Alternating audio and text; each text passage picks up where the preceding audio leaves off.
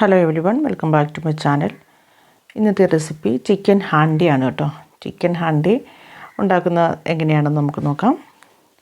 നമ്മുടെ റെസ്റ്റോറൻറ്റ്സിലൊക്കെ പോയി കഴിഞ്ഞാൽ നമുക്ക് ഇതൊരു മെനുവിൽ നമുക്ക് കാണാൻ പറ്റും ചിക്കൻ ഹാൻഡി. കൂടുതലും ഇതൊക്കെ നോർത്ത് ഇന്ത്യയിൽ തന്നെ കിട്ടുന്ന ഒരു ഐറ്റമാണ്. അപ്പോൾ നമുക്ക് റെസിപ്പിയിലേക്ക് കിടക്കാം. ഞാനിവിടെ ഒരു ഏകദേശം 600-700 ഗ്രാമോളം ചിക്കൻ ഞാൻ എടുത്തിട്ടുണ്ട്. നമുക്കിതിന് വേണ്ടുന്ന മാരിനേഷൻ എങ്ങനെയാണ് ചെയ്യുന്നതെന്ന് നോക്കാം. ഒരു 1/4 ടീസ്പൂൺ മഞ്ഞൾപ്പൊടി ചേർത്ത് കൊടുത്തു. അതുപോലെ 1/4 ടീസ്പൂൺ കാശ്മീരി മുളക് പൊടി ചേർത്ത് കൊടുത്തു. ആവശ്യത്തിനുള്ള ഉപ്പ് ചേർത്ത് കൊടുക്കാം. ഏകദേശം 1 ടീസ്പൂണോളം നാരങ്ങ നീര് നമുക്ക് ചേർത്ത് കൊടുക്കാം. ഇനി ഇതിലേക്ക് നമുക്ക് ഒരു 1/2 കപ്പ് നമ്മൾ ബീറ്റ് ചെയ്ത് വെച്ചിരിക്കുന്ന തൈരാണ് വേണ്ടത്. 1/2 കപ്പ് തൈര് ചേർത്ത് കൊടുത്ത് നമുക്കിത് നന്നായിട്ട് മാരിനേറ്റ് ചെയ്ത് മാറ്റി വയ്ക്കാം. നന്നായിട്ട് കൈകൊണ്ട് നമുക്കിത് നന്നായിട്ട് മാരിനേറ്റ് ചെയ്ത് കൊടുക്കാം. എന്നിട്ട് നമുക്കിത് മാറ്റി വയ്ക്കാം. ഇനി നമുക്ക് ഇതിന് ഒരു ബേസ് ഗ്രേവി നമുക്കുണ്ടാക്കണം. അതുണ്ടാക്കുന്നത് എങ്ങനെയെന്ന് നോക്കാം. ഒരു കടായി അടുപ്പത്ത് വെച്ചതിന് ശേഷം അതിലേക്ക് നമുക്ക് 2-3 ടേബിൾ സ്പൂൺ എണ്ണ ഒഴിച്ച് കൊടുക്കാം. അതിലേക്ക് നമുക്ക് ജീരകം ഇട്ട് കൊടുക്കാം. 1 ടീസ്പൂൺ ജീരകം ഇട്ട് കൊടുത്തു. പിന്നെ ഒരു 6-7 സവോള ഉള്ളി നീളത്തിലരിഞ്ഞത്, സ്ലൈസായിട്ട് അരിഞ്ഞിരിക്കുന്നത് വേണം. 6 മുതൽ 7 വരെ നമുക്ക് എടുക്കാവുന്നതാണ്. അത് നീളത്തിലരിഞ്ഞത് നമുക്ക് ചേർത്ത് കൊടുത്ത് നന്നായിട്ടൊന്ന് വഴറ്റി കൊടുക്കാം. ഇതിൻ്റെ ബ്രൗൺ നിറമാകുന്നത് വരെ നമുക്കിതൊന്ന് വഴറ്റി കൊടുക്കണം. ഇതിപ്പോൾ ഉള്ളിയുടെ കളറൊക്കെ ഒന്ന് മാറി വന്നിട്ടുണ്ട്. ഇനി നമുക്കിതിലേക്ക് പൊടി മസാലകളൊക്കെ ഒന്ന് ചേർത്ത് കൊടുക്കണം. ഒരു 1/4 ടീസ്പൂൺ മഞ്ഞൾപ്പൊടി, 1 ടേബിൾ സ്പൂൺ കാശ്മീരി മുളക് പൊടി, അതുപോലെ 1 ടേബിൾ സ്പൂൺ എരിയുള്ള മറ്റ് സ്പൈസായിട്ടുള്ള ചില്ലി പൗഡർ ചേർത്ത് കൊടുക്കണം.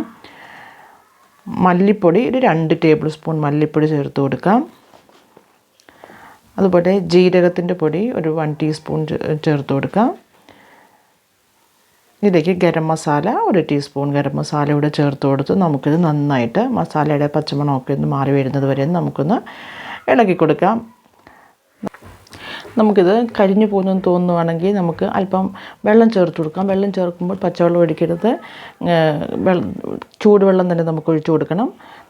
വെള്ളം ചൂടാക്കി വെച്ചിട്ട് ചൂടുവെള്ളം വേണം നമ്മളതിനകത്തേക്ക് ഒഴിച്ചു കൊടുക്കാനുള്ളത്. ആവശ്യത്തിന് നമുക്ക് വെള്ളം ഒഴിച്ചു കൊടുത്ത് നമുക്ക് ഒന്ന് ഇളക്കി കൊടുക്കാം. ഇനി നമുക്കിതിലേക്ക് തക്കാളിക്കാണ് ചേർത്ത് കൊടുക്കേണ്ടത്. 4-5 തക്കാളി ചെറുതായിട്ട് അരിഞ്ഞത് നമുക്ക് ചേർത്ത് കൊടുത്ത് നന്നായിട്ട് തക്കാളിക്കൊക്കെ വേകുന്നത് വരെ നമുക്കൊന്ന് ഇളക്കി കൊടുക്കാം. നമുക്കിതൊന്ന് ഇളക്കി കൊടുത്തതിന് ശേഷം അല്പസമയം അടച്ചു വെച്ച് നിന്ന് വേവിക്കണം. തക്കാളി നന്നായിട്ടൊന്ന് വെന്ത് ഉടഞ്ഞു വരുന്നത് പോലെ നമുക്കൊന്ന് ഇളക്കി കൊടുക്കണം. തക്കാളിക്കൊക്കെ വേകാനായിട്ട് നമുക്ക് ഇതിനകത്തേക്ക് ആവശ്യത്തിന് വേണ്ടുന്ന ഉപ്പും കൂടെ ചേർത്ത് കൊടുത്ത് നന്നായിട്ട് ഇളക്കി നമുക്ക് ഇതിൻ്റെ ഒരു അടപ്പ് വെച്ച് നമുക്ക് അടച്ചു വെച്ച് വേവിക്കണം. അല്പം മല്ലിയില കൂടി തൂക്കി കൊടുക്കാം. ഇത് നന്നായി അടച്ചു വെച്ച് നമുക്കിതൊന്ന് വേവിക്കാം. ഇടയ്ക്കിടയ്ക്ക് നമ്മൾ തുറന്ന് നോക്കി ഇളക്കി നോക്കണം. അടിയിൽ പിടിക്കാൻ പാടില്ല. തക്കാളിക്കൊക്കെ വെന്തോ ഇല്ലയോ എന്ന് നമുക്കൊന്ന് ഇളക്കി നോക്കിയെടുക്കാം. ഇതൊക്കെ വെന്ത് കഴിയുമ്പോൾ നമുക്കിത് മാറ്റി വയ്ക്കാം. മാറ്റി വെച്ചതിന് ശേഷം തണുത്ത് കഴിഞ്ഞിട്ട് ഇതൊരു മിക്സിയുടെ ജാറിലേക്ക് ഇട്ട് നമുക്കിതൊന്ന് പേസ്റ്റാക്കി എടുക്കണം. ഇനി നമുക്കൊരു മൺകലം നമുക്ക് അടുപ്പത്ത് വയ്ക്കാം. മണ്ണിന് ചട്ടിയോ ഇതുപോലെ ഒരു ഹാൻഡി പോലെയുള്ള ഏതെങ്കിലും പാത്രം നിങ്ങളുടെ കയ്യിലുണ്ടെങ്കിൽ നമുക്കത് അടുപ്പത്ത് വയ്ക്കാം. അതിനകത്തേക്ക് 2 ടേബിൾ സ്പൂൺ എണ്ണ ഒഴിച്ചു കൊടുക്കാം. 2 ടേബിൾ സ്പൂൺ നെയ്യ് ഒഴിച്ചു കൊടുത്ത് നന്നായി ഇതൊന്ന് ചുറ്റിച്ചു കൊടുക്കാം. പാത്രത്തിനകത്തേക്ക് നമുക്കിതൊന്ന് ചുറ്റിച്ചു കൊടുത്ത് അതിലേക്ക് നമുക്കിനി എണ്ണയും നെയ്യുമൊക്കെ ഒന്ന് ചൂടായി വരുമ്പോഴേക്കും നമുക്ക് ഹോൾ സ്പൈസസ് ആണ് വേണ്ടത്. അതിന് നമുക്ക് ചേർത്ത് കൊടുക്കേണ്ടത് എന്തൊക്കെയാണെന്ന് നോക്കാം.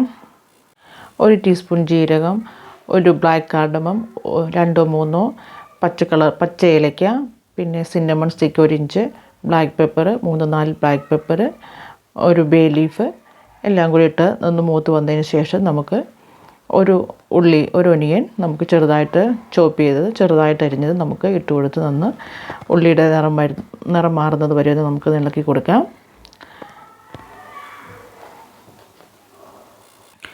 ഉള്ളി ഒന്ന് വെന്ത് വരുമ്പോഴേക്ക് നമ്മൾ ഇഞ്ചിയും വെളുത്തുള്ളിയും പച്ചമുളകും കൂടെ പേസ്റ്റാക്കി നേരത്തെ തന്നെ ഞാൻ വെച്ചിട്ടുണ്ടായിരുന്നു. അതിൽ നിന്ന് നമുക്ക് ഏകദേശം 3 ടേബിൾ സ്പൂൺ നമുക്ക് ചേർത്ത് കൊടുക്കാം. 3 ടേബിൾ സ്പൂൺ ഞാനിവിടെ ചേർത്ത് കൊടുത്തിട്ടുണ്ട്. അതിനുശേഷം നമുക്ക് ഇതിൻ്റെ പച്ചമണമൊക്കെ ഒന്ന് മാറുന്നത് വരെ നമുക്കൊന്ന് ഇളക്കി കൊടുക്കണം. 2-3 പച്ചമുളക് നമുക്ക് സ്പ്ലിറ്റ് ചെയ്തതും കൂടി ചേർത്ത് കൊടുക്കാം. ഇനി അതിലേക്ക് 1 ടീസ്പൂൺ കാശ്മീരി ചില്ലി പൗഡർ കൂടി ചേർത്ത് കൊടുത്ത് നമുക്ക് നന്നായി ഇളക്കി കൊടുക്കാം. മുളക് പൊടി കരിഞ്ഞു പോകാതെ സൂക്ഷിക്കണം. ഇനി നമ്മൾ മാരിനേറ്റ് ചെയ്ത് വെച്ചിരിക്കുന്ന ചിക്കൻ നമുക്ക് ഇതിലേക്ക് ചേർത്ത് കൊടുക്കാം. ഇതിൽ നമ്മൾ മസാലയൊക്കെ ചേർത്ത് വെച്ചിരിക്കുന്നതാണ്. അതൊക്കെ മസാലയൊക്കെ ഒന്ന് വേകുന്നത് വരെ നമുക്കിതൊന്ന് നന്നായിട്ട് ഇളക്കി കൊടുക്കാം. തുറന്ന് വെച്ച് തന്നെ നമുക്ക് അല്പസമയം ഇതൊന്ന് വേവിക്കണം. അതായത് ഇപ്പോൾ തിള വന്നിട്ടുണ്ട്. ഇനി നമ്മൾ അരച്ച് വെച്ചിരിക്കുന്ന മസാല നമുക്ക് ഇതിനകത്തേക്ക് ചേർത്ത് കൊടുക്കാം. മസാല ചേർത്ത് കൊടുത്തതിന് ശേഷം വീണ്ടും നമുക്ക് നന്നായിട്ട് ഇളക്കി കൊടുക്കാം. ഇത് തുറന്ന് വെച്ച് തന്നെ നമുക്ക് ഇച്ചിരി നേരം കൂടെ ഇത് തുറന്ന് വെക്കണം. തുറന്ന് വെച്ച് ഇതിനകത്ത് തിള വരുന്നത് വരെ നമുക്കൊന്ന് വെയിറ്റ് ചെയ്യാം.